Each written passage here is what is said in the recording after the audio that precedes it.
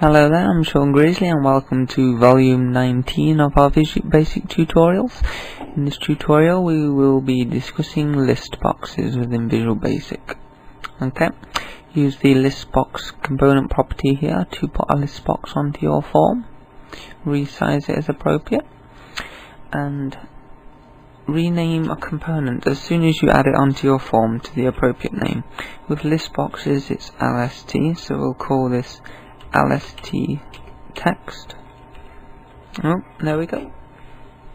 Okay, now to edit a list within the coding window, we go to the list property and we can delete that and add what we want here, such as hello.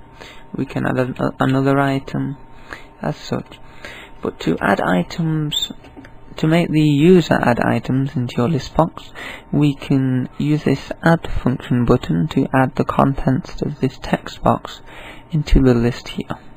Okay, let's see how this can be achieved. We have called the list box LST text. We've called the text box txt user. Let's see how we can add an item. Okay, we type in the name of the list box, which is LST text. Here's all your properties for the list box, so we can either clear it, we can add an item which we want. We then want to add the item which is in the text box.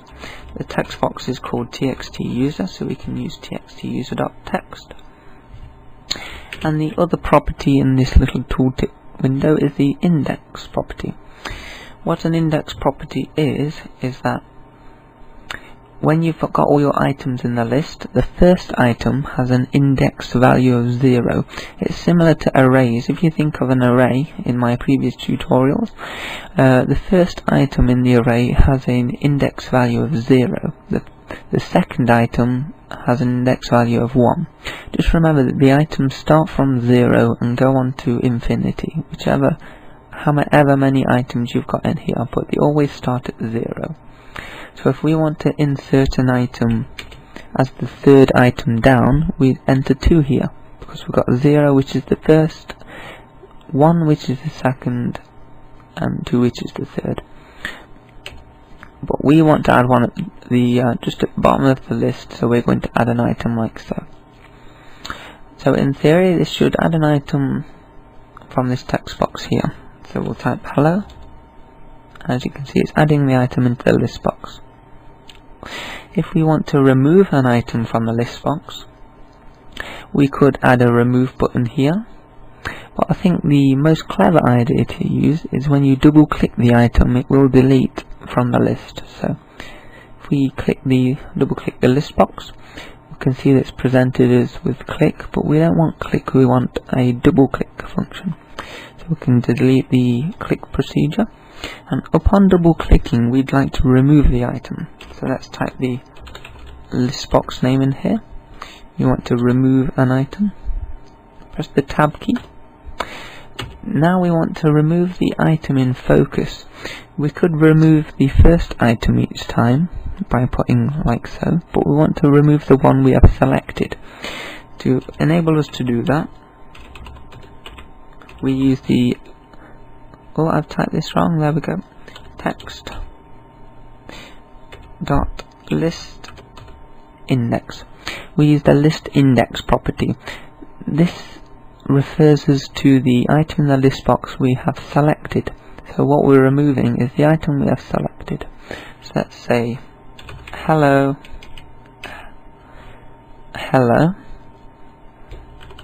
Sean. We've typed hello twice, we don't really want that one there, so we can double click that, and there you go. We can double click my name, we can double click that, and they all delete like such. This is what the list index property does. The last item I'd like to present you with, which ties in a little with our index explanation, is that we use indexes so that we can either add a lot of items at once, we can delete all items in the list box, and we can use numbers to achieve this. So what indexes are, it's a number which refers to an item in the list box. Say 0 is the first item. It doesn't matter what the first item says, the value of the index is 0.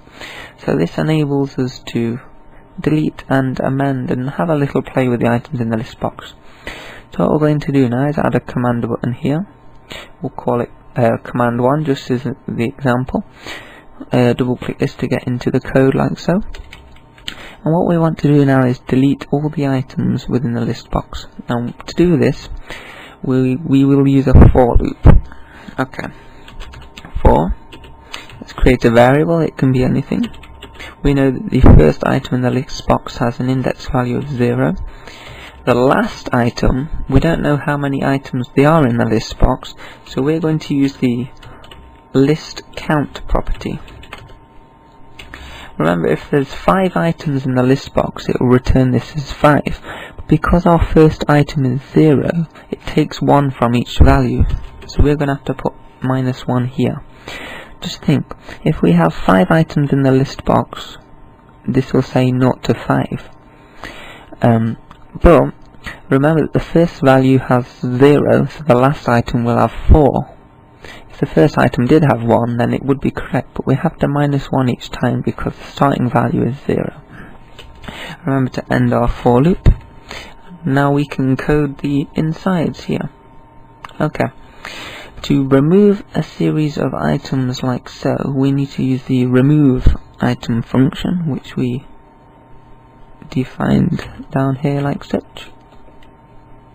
Okay. You may think it's logical how we use the array function to perform this. Every time the loop runs, x will equal 0, then we'll remove the first item. Then the next iteration it will equal 1, so we'll remove the second item. But do remember that when we remove the first item, all the items shift up in the list box. So what we're doing, we're deleting the first item each time, and when x equals 4 on its last iteration, there's no item in the slot number 4. So what we're going to have to do is delete the first item each time. There will always be a first item unless there is no items in the list box. Okay, now let's define our x that we used in the for loop itself. So what we're doing, every iteration we're deleting the first item within the list box. Save our project. Let's add a bit of data in here, anything will do. And a few different ones to test. Delete all, and there we go, all items have been deleted. So here's how to use the index property to delete all items within our list box. And I think that concludes our list box property. You have been listening to Sean Greasley on our list box tutorial. We hope you enjoy the other tutorials on the website. Goodbye.